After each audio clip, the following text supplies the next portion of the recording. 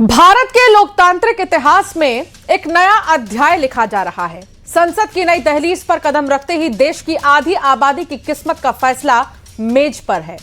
महिला आरक्षण बिल, जिसे सालों से ठंडे बस्ते में डाल दिया गया था, आज से उस पर संसद में 18 घंटे की मैराथन बहस छिड़ चुकी है। प्रधानमंत्री नरेंद्र मोदी ने इसे नारी शक्ति को उसका हक दिलाने वाला ईश्वरीय कार्य बताया है, तो गृह मंत्री अमित शाह ने हर सवाल का जवाब देते हुए इसे ऐतिहासिक करार दिया। लेकिन इस ऐतिहासिक कदम के पीछे तकरार की दीवारें भी खड़ी हो गई हैं। विपक्ष ने बिल की नीयत पर ही सवाल दाग दिए। सरकार इसे संकल्प कह रही है और विपक्ष इसे चुनावी शगुफा। सवाल यह है कि जब बात देश की करोड़ों महिलाओं के प्रतिनिधित्व की आई, तो क्या परिसीमन और मुस्लिम आरक्षण का राग अलापना जायज है? क्या विपक्ष वाकई महिला सशक्तिकरण की राह में रोड़ा अटका रहा है, या फिर सरकार की मंशा के पीछे कोई और सियासी खेल है? आज मध्य प्रदेश की महाडिबेट में हम इसी पर करेंगे बात, लेकिन उससे पहले एक रिपोर्ट आपको दिखाते हैं। 33% बहनें पार्लियामेंट में आकर के बैठे। महिलाओं के अधिकार का एक कानून निर्विरोध पास होना चाहिए। भाजपा अपना नारी का नारा बनाना चाहती है। अगर ये विधेयक पारित होता है तो समझ लीजिए कि इस देश में लोकतंत्र खत्म हो जाए। केजी के बच्चे को समझ में आए इतनी सरलता से इनको मैं समझा दूंगा। 2029 का नैरेटिव तैयार, महिलाएं लगाएंगी नया पार। राजनीति के तराजू से मत तोलिए, ये राष्ट्रहित का निर्णय है। परिसीमन वर्सेस महिला आरक्षण, संसद में शुरू रण। सरकार ने जाति की जनगणना करने का निर्णय ले चुकी है कि धर्म के आधार पर मुस्लिमों को आरक्षण गैर संवैधानिक है। महिला आरक्षण, विपक्ष को टेंशन, पास होगा परिसीमन। 2010 में जब हमने महिला आरक्षण बिल पेश किया था, तब बीजेपी ने सबसे ज्यादा विरोध किया था। वो सारा रिकॉर्ड है राज्यसभा लोकसभा में। देखो, कांग्रेस हमेशा बहनों के कितना विरोध करती है। कांग्रेस के लोगों ने जब लाडली बहना हमने चालू की, तब इनने कहा ये नहीं दे सकेंगे। महिलाओं को मिलेगा अधिकार, फिर क्यों तकरार? भारत की संसद के इतिहास में सबसे बड़े बदलाव पर बहस की शुरुआत हो चुकी है और 18 घंटे की बहस के पहले दिन प्रधानमंत्री नरेंद्र मोदी ने भी इस बहस में हिस्सा लिया। महिला आरक्षण और देश की लोकसभा सीटों की संख्या बढ़ाने के लिए बुलाए गए सत्र में शुक्रवार शाम तक बहस होगी। लेकिन बहस से पहले ही विपक्ष ने बिल पर परिसीमन के नाम पर विरोध की घोषणा कर दी है। विपक्ष ने आरोप गिनवाए कि सरकार की मंशा सही नहीं है। चुनाव के बीच में इस तरह का बिल लाकर सरकार सियासी फायदे की कोशिश कर रही है। हालांकि पीएम मोदी और गृह मंत्री अमित शाह ने महिला आरक्षण बिल को लेकर विपक्ष के सभी सवालों के जवाब दिए, लेकिन विपक्ष अपने विरोध के रवैये पर टिका रहा। इसी बीच मुस्लिम आरक्षण की तार को भी छेड़ा गया, लेकिन सवाल ये कि महिला आरक्षण के जैसे मुद्दे पर परिसीमन, डिलिमिटेशन और मुस्लिम आरक्षण का राग छेड़कर क्या विपक्ष सियासी फायदे की कोशिश कर रहा है? आज मध्य प्रदेश की महाडिबेट में चर्चा इसी मुद्दे पर।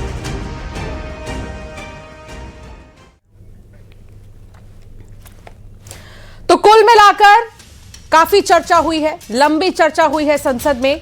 तो एक तरफ संसद से लेकर सड़क तक महिला आरक्षण बिल को लेकर बहस छिड़ी है। सरकार इसे नारी शक्ति से जोड़ रही है, तो विपक्ष इसको राजनीतिक एजेंडा करार दे रहा है।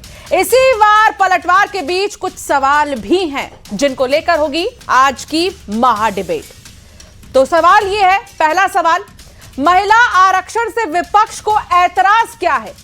क्या डिलिमिटेशन के बहाने विपक्ष सियासी फायदा उठाना चाहता है? दूसरा सवाल, क्या परिसीमन के बहाने विपक्ष महिला आरक्षण को अटकाना चाहता है? तीसरा सवाल, महिला आरक्षण पर धर्म वाले आरक्षण की बात क्यों? मुस्लिम राग छेड़कर विपक्ष अपनी सियासत चमकाना चाहता है क्या? आज इन्हीं 3 सवालों पर हम चर्चा करेंगे। हमारे साथ खास मेहमान जुड़ गए हैं और हमारे आज के पूरे पैनल में आप नारी शक्ति देखेंगे। अपराजिता पांडे प्रवक्ता कांग्रेस की हमारे साथ हैं, अर्चना चिटनिस हमारे साथ विधायक बीजेपी की, हर्षा रिछारिया हमारे साथ मॉडल एक्ट्रेस हमारे साथ जुड़ गई हैं, डॉक्टर रीनू यादव हमारे साथ सामाजिक कार्यकर्ता हैं, मल्लिका पांडे हमारे साथ राजनीतिक विश्लेषक है। सबसे पहले अपराजिता जी, सवाल आपसे, विपक्ष से, क्योंकि विपक्ष को भरोसा नहीं हो रहा है। सवाल यह है कि क्या सरकार की मंशा, नीति, नियत को लेकर विपक्ष डाउट में है? देखिए, डाउट में तो होंगे ही, क्योंकि भारतीय जनता पार्टी का चाल चरित्र और चेहरा हमेशा महिला विरोधी रहा है। देखिए, ये बिल कब आया? 30 सितंबर 2023 में आया। हर opposition party including the Congress party ने सर्व सहमति दी इस बिल को।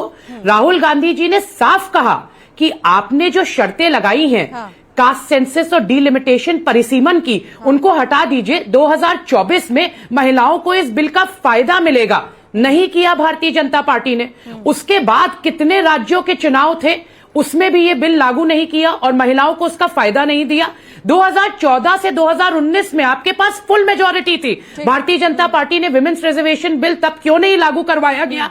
तो विपक्ष की बात नहीं है। हम एक महिला हैं, हम समझते हैं कि महिलाओं पे राजनीति क्या होती है और महिलाओं के हिस्से की भागीदारी की बात क्या होती है। छोटा रिएक्शन इतिहास उठा के देख लीजिए। 70 अपराजिता जी, बस ठीक है, छोटा रिएक्शन पहले मैं सबसे ले लूं, उसके बाद हम चर्चा करेंगे ताकि सबको मौका मिले। अर्चना चिटनिस जी, सवाल जो कांग्रेस का वो ये है कि जब 543 सीटें थी तो उस पर 33% आरक्षण तब क्यों नहीं लागू किया गया? 2024 से ही कर देते।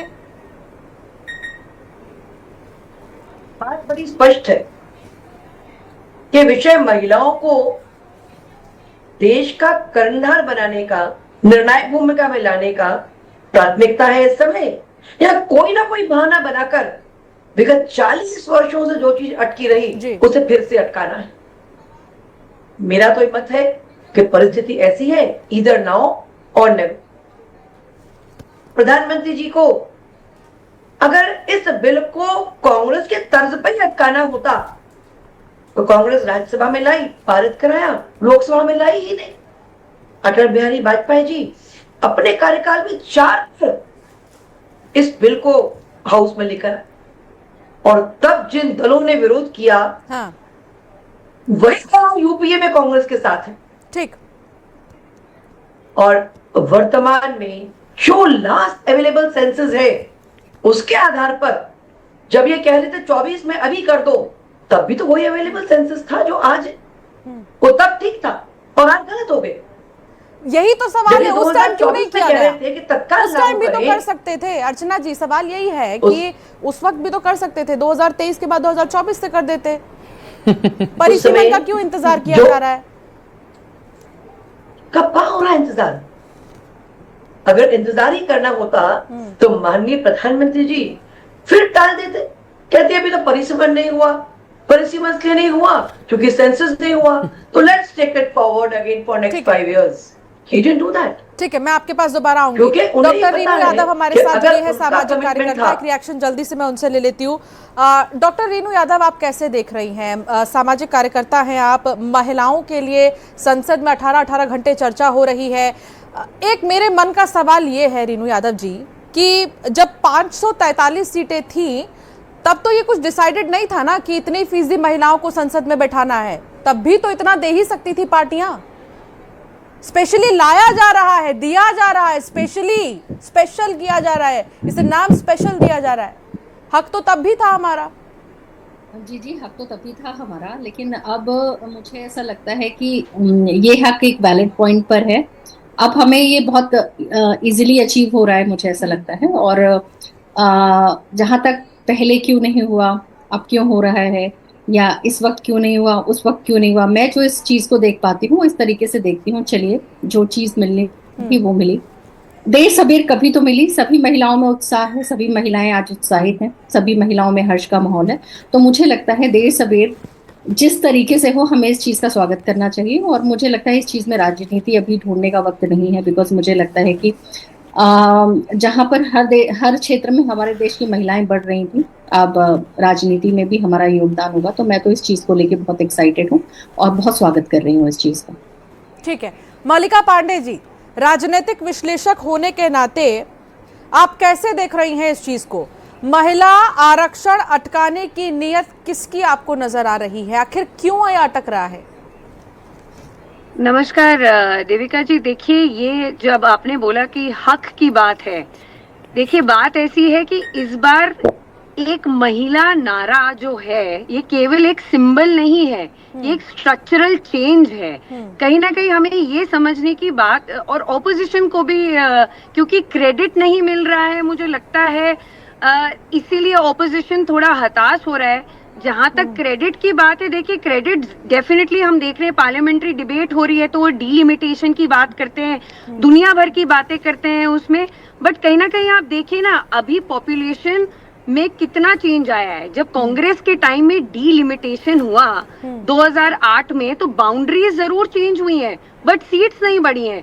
इस बार बात हो रही है कि भाई सीट्स भी बढ़ेंगी, कोई नॉर्थ वर्सेस साउथ करना चाह रहे हैं कांग्रेस, एक डिवाइड करना चाह रहे हैं, और ये एज अ यंग वुमेन मुझे एक्सपेक्टेशन नहीं है कि नॉर्थ वर्सेस साउथ करें, आप मिस इन्फॉर्मेशन फैलाएं। जब भारत के प्रधानमंत्री आके पूरी क्लैरिफिकेशन दे रहे हैं, एक एक चीज को एड्रेस कर रहे हैं, आपने 1971 में भाई डीलिमिटेशन फ्रीज कर दी, तब की पॉपुलेशन कितनी थी देविका जी? तब की पॉपुलेशन हार्डली हम देखते हैं 39 करोड़ थी, और आज के टाइम में आप बात कर रहे हैं कि भाई तब रिप्रेजेंटेशन कम था, एक एमपी रिप्रेजेंट कर रहा था 6 लाख लोगों को, आज के टाइम में एक एमपी रिप्रेजेंट कर रहे हैं 25 लाख लोगों को रिप्रेजेंट कर रहा है। ठीक है, तो ये कैसा, ये थोड़ा सा हताश एज ए यंग वुमेन काफी बुरा लगता है कि कांग्रेस को इस टाइम जब कंस्ट्रक्टिव क्रिटिसिज्म देना चाहिए तो एक डिस्ट्रक्टिव क्रिटिसिज्म ज्यादा आ रहा है।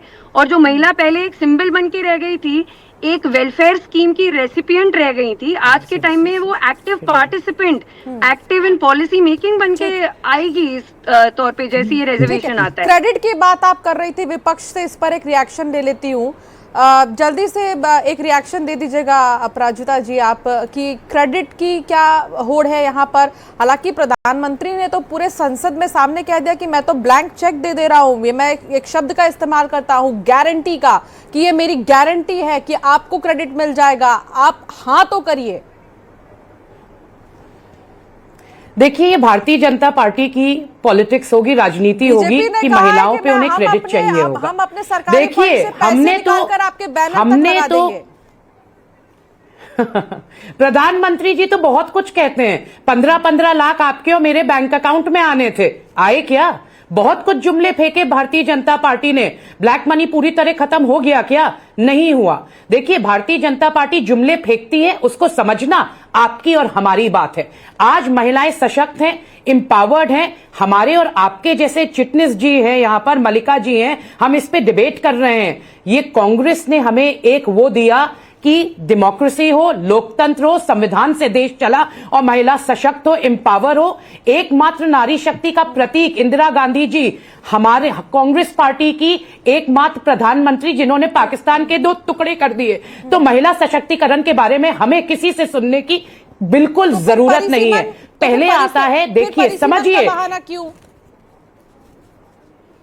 परिसीमन का बहाना भारतीय जनता पार्टी दे रही है, सरकार दे रही है। जब सरकार ने खुद कहा कि कास्ट सेंसस होना चाहिए तो आज इतनी जल्दी में क्यों है? 2011 का सेंसस आप कैसे मान सकते हैं जब उसमें ओबीसी वर्ग वंचित है? 2011 में जो सेंसस हुआ था 2021 में अपडेट होना चाहिए। हर 10 साल में अपडेट होता है, भारतीय जनता पार्टी ने अपडेट नहीं किया। अब कॉन्स्टिट्यूशन को अंडरमाइन कर सरकार बोल रही है हम 2011 का सेंसस मानेंगे। ये कैसे मान लें? उसके बाद उसमें तो काफी लोग वंचित रह जाएंगे, ओबीसी वर्ग पूरा वंचित रह जाएगा। ये नॉर्थ साउथ डिवाइड की बात नहीं है। देखिए, जब चुनावी रैली में अमित शाह जी बार बार कहते हैं कि 50% सीटें बढ़ जाएंगी, तो ये साफ समझ में आता है कि मंशा क्या है। अगले साल उत्तर प्रदेश में चुनाव है, 5 राज्यों में चुनाव है, तब महिला आरक्षण की बिल के आड़ में ये बिल्स पास कराना ये गलत मंशा है। चिटनिस जी बहुत वरिष्ठ हैं, वो इसके बारे में जवाब आपको देंगी कि राजनीति क्यों नहीं हो रही है विमेन्स रिजर्वेशन बिल पर।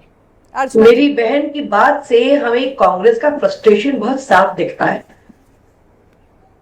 और वो फ्रस्ट्रेशन होना स्वाभाविक भी है। कि लगातार जब सरकारें इनकी थी, मेजोरिटी इनकी थी, महिलाओं के लिए हम पार्लियामेंट में और असेंबलीज में उस महिला को रिप्रेजेंटेशन नहीं दे पाए जो प्रधानमंत्री बन सकती थी, उस महिला को रिप्रेजेंटेशन नहीं दे पाए जो देश की राष्ट्रपति बन सकती थी। और आज हम, जैसे मेरी बहन ने कहा है, हम बेनिफिशियरी से हम बेनिफिट्स देने वाली बनेंगी, हम नीति निर्धारक बनेंगी।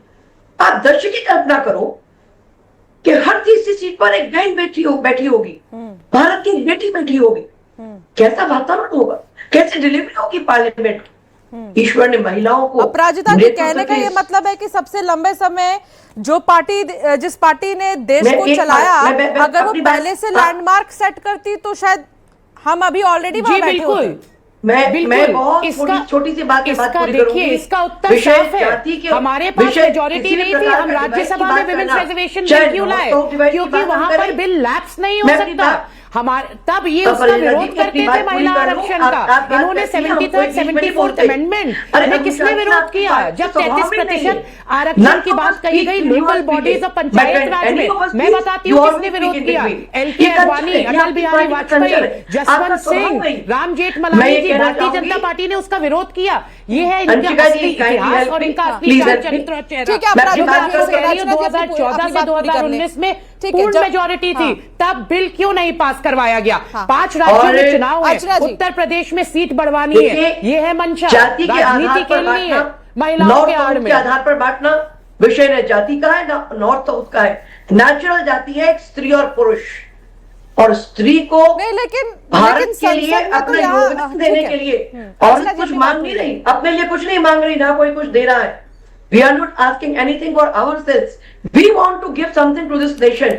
We want to contribute in making our nation a developed nation by 2047.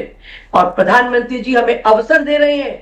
इस अवसर को हर प्रत्येक महिला को स्वयं सिद्ध करना है अपने बेहतर योगदान से। और एज अ वुमन हमें पार्टी के स्तर से ऊपर उठ के सोचना होगा। और अब तो नो डिले। हाँ, ठीक है अर्चना जी, एक सेकंड बस। अपराजिता जी जल्दी से अपना जवाब पूरा करिए, उसके बाद मैं आगे बढ़ूं। अपराजिता जी जल्दी से। देखिए अर्चना जी मेरी वरिष्ठ हैं, and I feel very proud that I am sharing this debate with her. वो बहुत जानकार हैं, पर उनकी आज जो वो कह रही हैं वो एक चुनावी स्पीच ज्यादा लग रही है। महिलाओं के हक में बात कम हो रही है। अरे विमेंस रिजर्वेशन बिल बहुत पहले पास हो सकता था। कास्ट सेंसस कराए बिना, परिसीमन के डिलिमिटेशन कराए बिना कैसे ये बिल पारित हो सकता है सही तरीके से? ये तो हो ही नहीं सकता। 5 राज्यों में चुनाव है तो आप जल्दी में हड़बड़ी में एक फॉल्टी डिलिमिटेशन करके बिल पास करवा देंगे, ये तो गलत बात है। देखिए मंशा हमेशा विमेंस एम्पावरमेंट की होनी चाहिए, संसद में तो ये कहा गया है, की होनी चाहिए, महिलाओं की क्लियर होनी चाहिए, दक्षिण में भी सीटें बढ़ेंगी, फिर क्या आपत्ति है? और क्रेडिट हमें कोई देगा अगर अरे मैं भारतीय जनता पार्टी को क्रेडिट कोई दे रहा है तो पूछती हूँ, तमिलनाडु, कर्नाटक, आंध्र प्रदेश, केरला, तेलंगाना, मौजूदा जितनी सीटें हैं चिटनिस जी से मेरा एक विनम्र सवाल है, मौजूदा पार्लियामेंट संख्या में आप आरक्षण क्यों नहीं दे देते? चिटनिस जी से मेरा एक विनम्र सवाल है कि मौजूदा पार्लियामेंट में जो है संख्या, उसमें आरक्षण दे दीजिए ना। अच्छा जी, यानी सवाल ये है कि ये 850 वाला जो आंकड़ा है वो किसने डिसाइड किया, जो गौरव गोगोई भी कह रहे थे संसद में? ये जो आंकड़ा है ये देश की पार्लियामेंट ने तय करना। ये आंकड़े के लिए मेंबर ऑफ पार्लियामेंट देश की जनता ने पहुंचाए, और डेमोक्रेसी वर्क्स लाइक दैट। क्या पार्लियामेंट के ऊपर कोई है? अगर पार्लियामेंट आज कोई सीट तय करती है, निर्णय करती है, तो हमारी टेलीविजन की डिबेट से हम पार्लियामेंट के निर्णयों को हम चैलेंज नहीं कर सकते। मैंने एक सवाल पूछा, मौजूदा पार्लियामेंट में जो संख्या है उस पे आरक्षण क्यों नहीं दे देते? हर कोई इसका समर्थन करेगा। और मल्लिका जी से जरूर पूछिएगा, वो इतनी बड़ी बड़ी बातें कर रही थी, ये बता दे मुझे आखिरी साल कब हुआ था लास्ट डिलिमिटेशन? देखिए इसके बारे में जानकारी पूरी होनी चाहिए। मैं मल्लिका जी से यही कहना चाहती हूं विनम्रता से। देखिए महिला सशक्तिकरण की बात है, ये एक बहुत अहम टॉपिक है। अगर आप समझेंगी नहीं और भारतीय जनता पार्टी के जुमलों पे विश्वास कर लेंगी तो जैसे 15 लाख कभी खाते में नहीं आए, वैसे महिला सशक्तिकरण भी कभी धरातल पे नहीं आएगा, कभी धरातल पे नहीं आएगा। अपराजिता जी, संसद में कहा गया कि महिलाओं को मिलने वाले अधिकार का विरोध जिसने भी किया हाल बुरा ही हुआ है। बिल्कुल सही, तभी तो भारतीय जनता पार्टी का हाल बुरा हुआ है। देखिए कांग्रेस पार्टी सालों बीजेपी की तरफ से कहा गया संसद में, गवर्निंग हम जानते हैं। देखिए भारतीय, आज एक चीज बताइए, एक चीज समझाइए मुझे, भारतीय जनता पार्टी आज महिला सशक्तिकरण विमेंस रिजर्वेशन की बिल बात कर रही है, फिर ऐसा क्यों है कि विपक्षी दलों में ज्यादा महिला नेतृत्व है? वहां पे ज्यादा विमेन मेंबर ऑफ पार्लियामेंट है। अरे आप अपनी मैं मल्लिका पांडे से एक रिएक्शन लेती हूँ। अपराजिता जी वापस आऊंगी आपके पास। मल्लिका जी, 2011 की जनगणना पर परिसीमन कराने की मजबूरी है या क्या है? आप इसको सियासी चाल की तरह देख रही हैं या क्या देख रही हैं? मजबूरी देख रही हैं? क्योंकि देखिए अभी इलेक्शंस हैं बंगाल में, तमिलनाडु में इलेक्शंस हैं, 6 से 7 दिन बच गए हैं बस। बिल्कुल भी नहीं। देखिए बात ऐसी है, अगर हम अभी डिलिमिटेशन नहीं करते हैं, अगर हम अभी देखिए कन्वर्जेंस है आज के टाइम में, ये जो बिल आ रहा है ये कन्वर्जेंस है। मैं किसी भी पार्टी के जुमले में नहीं सपोर्ट करती हूँ, मैं किसी के ऐसे जुमले में नहीं आती हूँ। मैं एक यंग विमेन हूँ जिसका अंडर 35 हम 60 मतलब हाफ ऑफ इंडिया पॉपुलेशन को रिप्रेजेंट करती हूँ। अंडर 35 हूँ तो 65% वहां पर रिप्रेजेंट करती हूँ, और मुझ जैसे कई अन्य लोग हैं जो इस बिल को बिल्कुल सपोर्ट करते हैं। ऐसा कुछ नहीं हम किसी जुमलों में आ रहे हैं, इसमें आ रहे हैं। तो I would like to clarify that. The next thing is, देखिए डीलिमिटेशन अगर नहीं होगा तो वो रोटेशन कैसे होगा? आप रिजर्वेशन कैसे देंगे? आप जानेंगे कैसे कि वहां पर कितने लोग हैं? जब आप बात करते हैं 1 वोट 1 काउंट, तो आप वो कैसे करेंगे? किसी जगह डेमोग्राफी बहुत ज्यादा है, किसी जगह डेमोग्राफी नहीं आज है। संसद में जो कोटा विद इन कोटा की बात हुई है, रीनू यादव जी आज विपक्ष की तरफ से जो है समाजवादी पार्टी की तरफ से अखिलेश यादव ने एक बात उन्होंने किया कि जब आधी आबादी को आरक्षण देने की बात हो रही है तो मैं ये चाहता हूं कि आधी आबादी के आरक्षण में मुसलमान जो महिलाएं हैं उनको भी आरक्षण मिले। अब सवाल ये है कि जब आधी आबादी की बात हो रही है तो क्या मुस्लिम महिलाएं इससे अलग है? जी, मुझे लगता है कि ये जो महिला है, हिंदू मुस्लिम की यहाँ बात नहीं हो रही है। और अगर ये बिल पास होता है तो मुझे लगता है मुस्लिम महिलाएं भी महिलाओं में ही काउंट होंगी। तो यहाँ पर हिंदू मुस्लिम का मुझे नहीं लगता कि कोई इशू है। वो उनका जेंडर तो महिला ही होगा।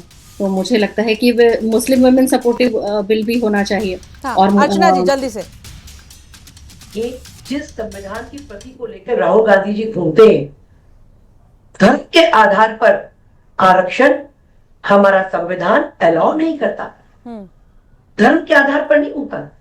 हमारा संविधान जो हमें आरक्षण के प्रावधान दे रहा है वो एससी बहनों के लिए, एसटी के लिए, और अब महिला का प्रोविजन हमने ऐड किया है। ठीक है, तो एक लास्ट रिएक्शन 30 सेकंड है मेरे पास, जल्दी से अपराजिता जी। ठीक है, मेरे पास समय कम है। अर्चना जी एक रिएक्शन मैं लेना चाहती हूँ अपराजिता जी से। लागू कर देते। अपराजिता जी मेरा एक सवाल था, उसका जवाब नहीं मिला। मौजूदा सीट्स पर आरक्षण क्यों नहीं लागू कर देते?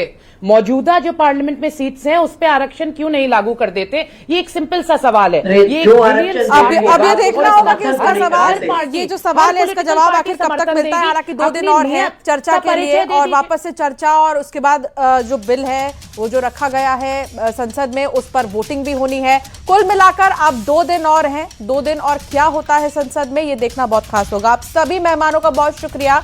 मेरे पास समय की कमी है, इस चर्चा को यहीं रोकना होगा। फिलहाल महा डिबेट में इतना ही।